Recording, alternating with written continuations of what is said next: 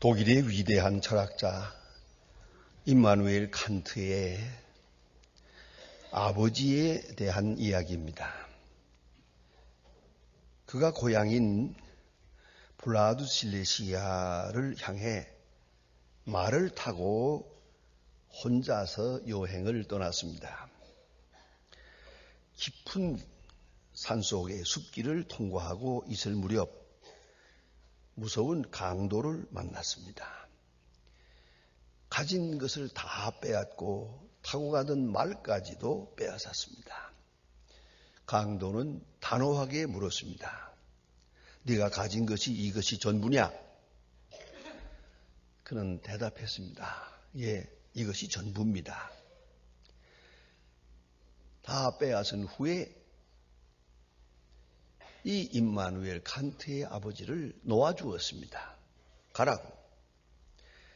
그래서 허둥지둥 혼자서 걸어서 먼 길을 가게 되는데 가다 보니까 옷깃에서 묵직한 것이 손에 닿는 것을 느꼈습니다. 이것은 안전하게 보관하기 위해서 아주 옷깃에다가 넣고 꿰매버린, 그렇게 꿰매서 보관한 금덩어리였습니다. 그는 깊이 생각한 바가 있어서 이 금덩어리를 손에 들고 다시 강도에게로 갔습니다. 아까 한 말은 진실이 아닙니다. 너무 무서워서 그것이 다라고 했는데 가다 보니 이 내 주머니에 이 금덩어리가 있는 것을 발견했습니다. 그리고 금덩어리를 내놓았습니다. 강도는 깜짝 놀랐고 아무도 이 금덩어리를 받아쥐는 사람이 없었습니다. 오히려 강도가 가지고 있던 것을 다 돌려주었고 말까지도 돌려주었습니다. 여러분 어찌 생각하십니까? 요새 이런 사람이 있다면 정신병자 아닙니까? 이건 넌센스가 아닙니까? 아주 어리석은 사람의 얘기 같지 않습니까? 그러나 엄연한 사실입니다. 진실이 없는 세대, 변명이 많은 세대, 이 세대에는 꿈 같은 얘기가 아니겠습니까?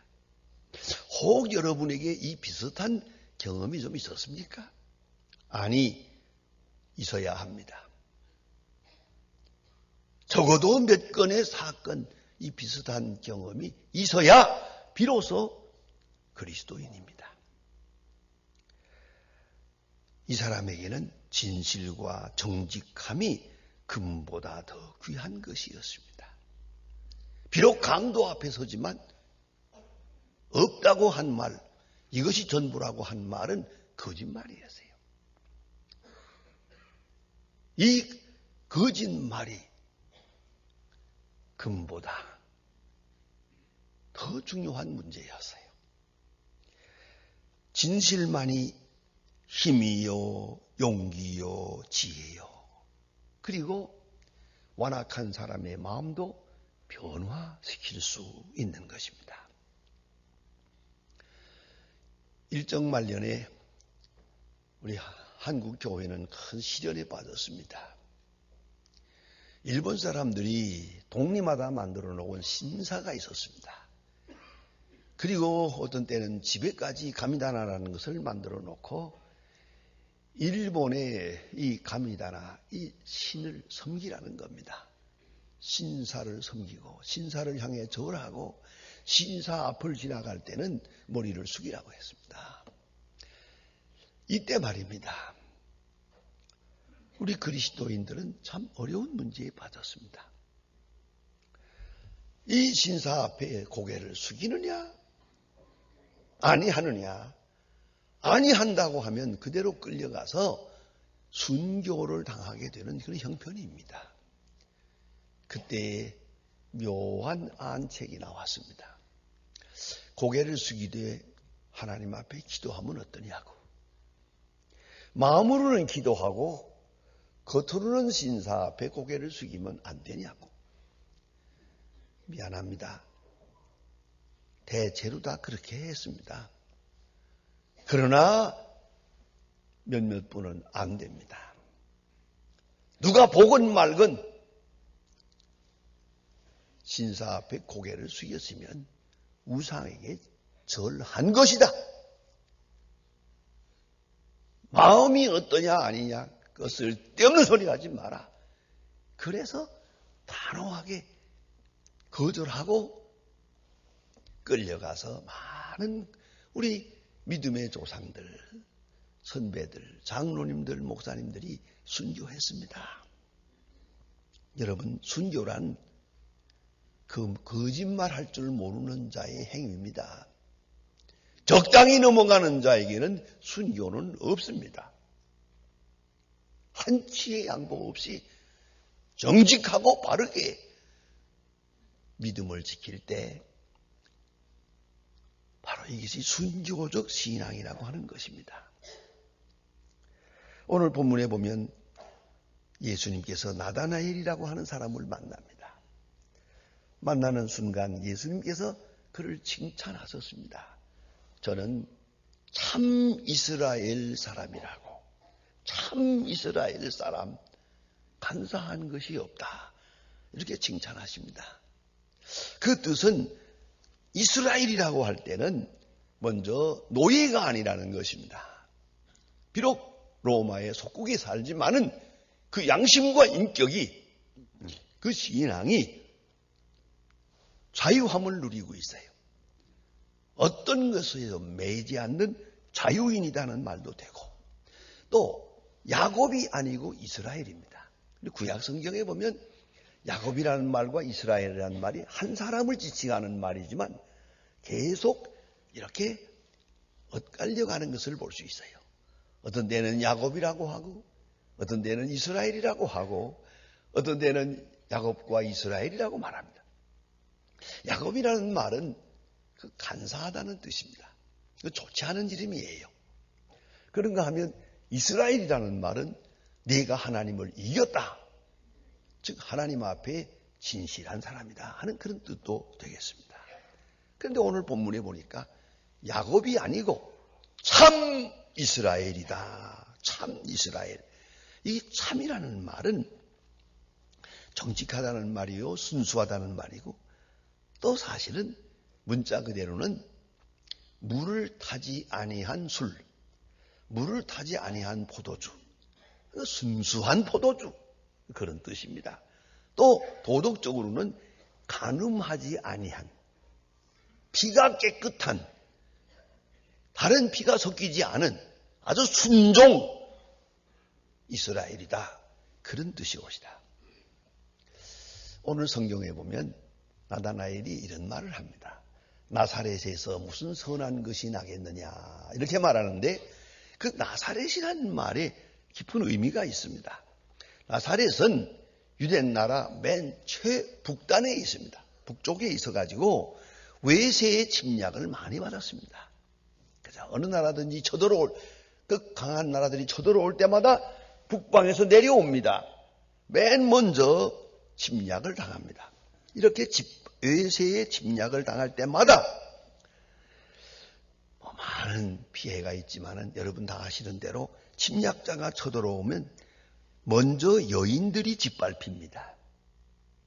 여인들이 끌려가서 강간을 당하게 됩니다. 그래서 자연히 이 나사렛에는 사생아가 많습니다.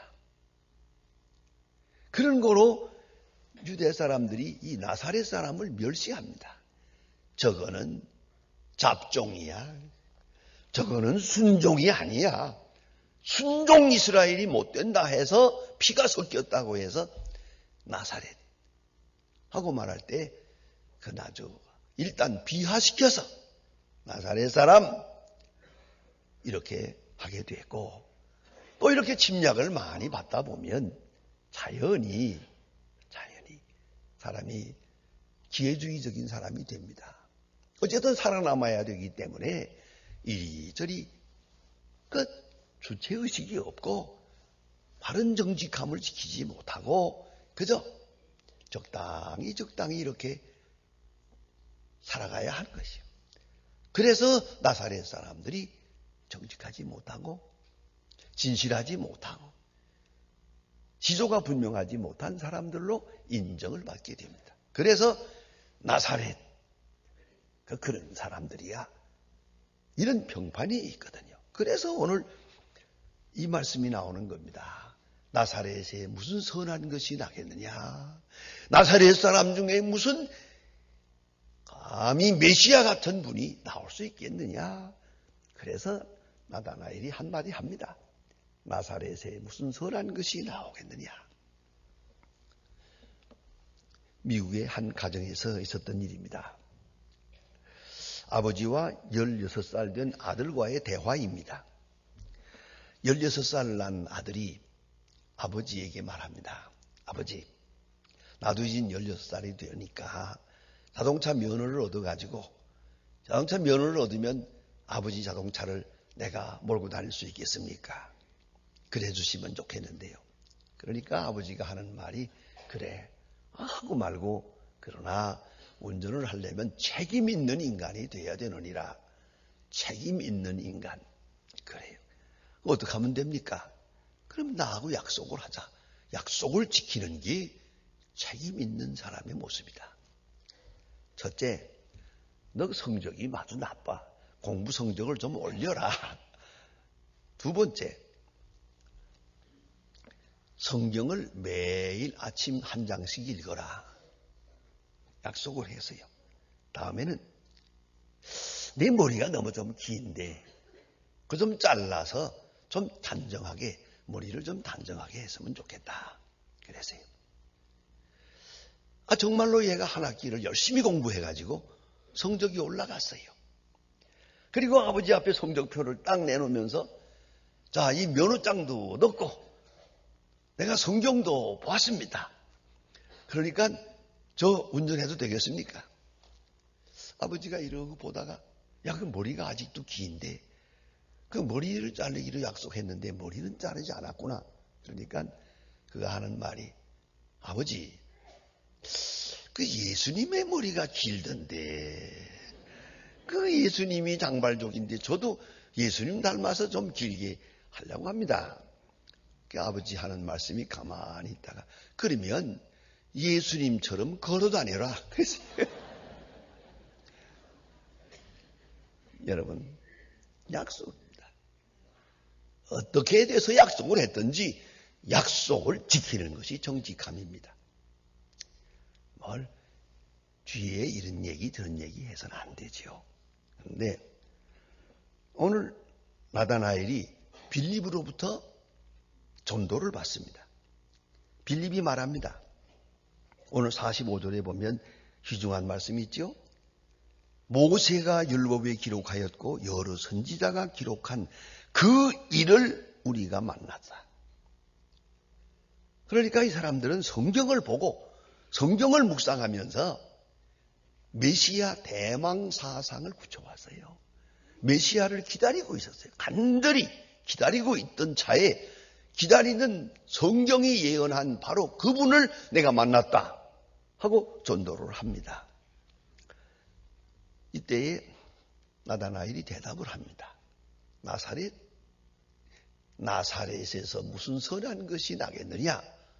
이렇게 일단 일축해 버립니다. 일단 의심을 합니다. 그의 전 지식이 그렇고 전 경험이 그렇고 나사렛 그 속에서 메시아가 나올 수는 없어.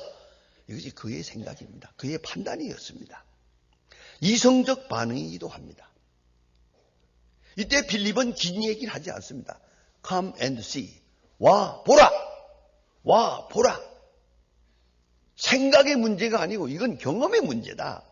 이건 만남의 문제라고 합니다. 와 보라. 그럴 때에 나다나엘이 예수께로 나옵니다. 이 장면이 아주 중요한 장면입니다. 의심을 했다고 자기 판단이 있다고 일축하지 않고 이성적 판단을 누르고 전 이해와 장 경험을 일축하고 대모험을 합니다. 여러분, 신앙은 모험입니다. 왜요? 전에 경험했던 바가 아니니까. 전에 알던 것이 아니니까. 전에 생각하던 것이 아니니까. 아주 새 경험, 창조적 경험에 도전하는 겁니다. 그건 믿음입니다. 그러니까 내가 뭐 미리 알고 옛날에 어떻고 지식이 어떻고 이런 도덕률이 어떻고 이래가지고는 안 되는 거예요. 다 예수 안 믿는 사람들이 하나같이 그런 변명을 가지고 있어요. 대개 예수 안 믿는 사람들은 우리 예수 믿는 사람보다 더 많이 안다고 그래요. 다 알아. 다 안대요. 그러니까 새로운 지식의 세계에 들어갈 수가 없는 거예요. 새로운 경험에 도달할 수가 없어요. 그런데 이 나다나엘이라는 사람은 의심은 있어요. 그러나 의심을 극복하고 예수께로 나옵니다. 대단히 중요한 것입니다. 이건 행동적입니다. 그런가 하면 요새 말로 포지티브합니다. 아주 긍정적이에요. 부정을 하지 않고 긍정합니다. 그래서 이성이나 지식이나 경험으로서는 납득이 되지 않지만 그것에 준하지 않고 새 경험에 도전합니다. 그래서 예수님께로 나옵니다. 그 나오는 그 나다나엘을 예수님이 딱 보시고 크게 칭찬하셨습니다. 참 이스라엘이다. 참 이스라엘이다. 이렇게 칭찬하십니다. 그런데 여러분 잘 아시는 대로 아브라함이 고향을 떠날 때 성경은 이렇게 말합니다. 갈 바를 아지 못하고 갔다. 못 가본 곳을 갑니다. 해보지 못한 일을 합니다. 생각지도 못했던 일에 순종합니다. 그것이 믿음입니다. 미지의 땅, 미지의 세계를 향해서 행동으로 반응하는 겁니다. 자, 의심하면서 나온다. 참 귀한 일입니다. 의심이 없다는 말이 아니에요. 여러분, 의심 다 풀릴 때까지 기다리면 아무것도 못합니다. 여러분 식사하십니까? 그거 위생적으로 과학적으로 다 증명하고 나서 먹으려면 먹을 거 하나도 없습니다. 요새 무엇이 좋다 무엇이 나쁘다들 그 말 많이 합시다마는 대충 잡숫고 사세요. 오늘까지 그렇게 먹어왔는데 뭘 새삼스럽게 이제 와서 그 난리를 칩니까? 그럴 필요가 없습니다. 먹으면 죽는다 그러면 안 먹으면 안 죽나? 그래서 쓸데없는 소리 하지 마시고요. 그냥 편안하게 사세요. 그런데 중요한 것은 믿음입니다. 내 경험, 내 지식에 매이지 말고 이걸 넘어서는 믿음. 이 사람이 예수님께로 나옵니다. 그런데 나올 때 오늘 성경에 보니까 벌써 예수님이 이 나다나엘을 알고 계셨어요. 먼저 알고 계셨어요. 말씀하십니다. 빌립이 너를 부르기 전에 내가 너를 보았느니라. 깜짝 놀랐어요. 빌립이 너를 만나서 전도하기 전에 내가 먼저 너를 보았다. 먼저 보았다는 말에 깊은 감동을 받습니다. 게다가 하나 더 있습니다. 무화과 나무 아래 있을 때 보았다. 감동적이에요. 이건 하나의 수수께끼입니다. 무화과 나무 아래서 뭘 하고 있었나? 여러분 생각해 보세요. 만일에 예수님께서 이랬다면 어떨까요? 네가 어느 포장마차 집에서 술 먹는 거 보았다. 그러면 어떻게 되겠어요? 그런데 그게 아니고 무화과 나무 아래 있을 때 유대 사람들이 경건한 사람은 하루에 3번 기도하거든요. 무화과 나무 아래서 묵상하며 기도하고 있었어요. 예? 그가 하루에 3번씩 9시, 12시, 3시 꼭 기도하거든요. 시간을 정하고 그때 다 기도하고 성경을 묵상하고 있는 바로 그 장면을 예수님이 보았거든요. 저기에 경건한 유대인이 하나 있구나 하고 있다가 이 사람이 걸어오니까 내가 먼저 보았다라고 하세요. 여기서 깊은 감동을 받습니다. 아주 완전히 예수님 앞에 무릎을 꿇습니다. 여러분, 이거 잊지 마세요. 주님께서 우리를 보실 때 항상 좋은 점을 보십니다. 좋은 시간을 보십니다. 이걸 잊지 마세요. 사랑하는 사람은 사랑하는 사람의 장점만 봅니다. 아름다운 면만 봅니다. 아니, 아름다운 면으로 봅니다. 그러자 바로 그것을 들을 때 전인적으로 응답하게 되는 거예요. 무화과나무 아래 있을 때 보았다. 줄을 달면 거기서 내가 기도하고 있는 걸 보았다 할 때 나다나엘이 너무 감동이 돼서 마침내 오늘 성경에 보니까 당신은 하나님이시요 당신은 이스라엘의 인군이로소이다. 신앙 고백을 하게 됩니다. 여러분, 우리는 탕자 비유를 볼 때마다 탕자가 집을 나갔다가 돌아왔다 그런 얘기합니다. 탕자가 집을 나갔다. 그래서 그 탕자 비유의 그 주인공이 탕자처럼 생각합니다. 그러나 아무리 봐도 아닙니다. 아버지입니다. 탕자를 집을 나가도록 허락한 것도 아버지요. 기다리고 있는 것도 아버지입니다. 영접한 것도 아버지입니다. 하나님 아버지의 모습을 말해주고 있어요. 탕자가 돌아오기 전에 벌써 탕자를 기다리고 있었어요. 돌아와서니 용서한 게 아니고 용서하고 기다리고 있었어요. 이름을 잊지 말아야 합니다. 우리가 주님 앞에 나왔습니다. 우리가 나왔으니 주님을 한 것이 아니에요. 벌써 주님이 우리를 기다리고 계셨어요. 내가 세상으로 갈 때에도 나와 함께 계셨어요. 이걸 잊지 말아야 합니다. 내가 하나님과 원수 되었을 때 그가 나를 위하여 죽으시고 그리고 오늘 나를 만나주고 계시다는 말이에요. 그래서 나다나엘이 너무 감동을 하면서 신앙 고백을 합니다. 당신은 이스라엘의 왕이로소이다. 예수님 대답하십니다. 여기서 감동 먹었냐? 아니다. 더 큰 일을 보리라. 더 큰 일.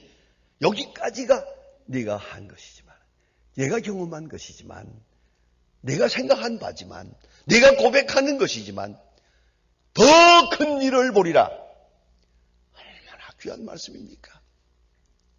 여러분, 끝까지 믿음을 지키고 끝까지 정직하고 끝까지 진실할 때 더 큰 세계를 볼 것입니다. 더 위대한 역사를 이룰 것입니다. 하늘이 열리고 인자 위에 하나님의 사자가 오르락내리락 하는 것을 보리라. 더 큰 것을 보리라. 기도하십시다.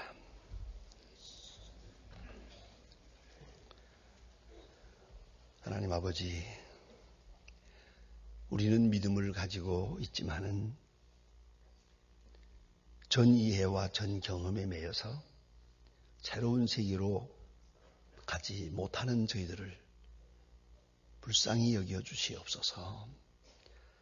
나다나엘이 저렇게 의심하면서도 주님 앞에 나아갔고 정직함과 진실을 바쳐서 주님의 사랑을 받은 것 같이 우리 또한 모든 경험, 전 이해, 사소한 생각, 의심 다 저버리고 깨끗하고 진실한 마음으로 주님께로 나아가게 하시고 새롭게 신앙을 고백하게 하시고 우리가 생각한 세계보다 더 넓고 위대한 주의 역사를 볼 수 있는 더 큰 것을 보리라 하신 주님의 약속을 받을 수 있는 주의 사람들 되게 하여 주시옵소서.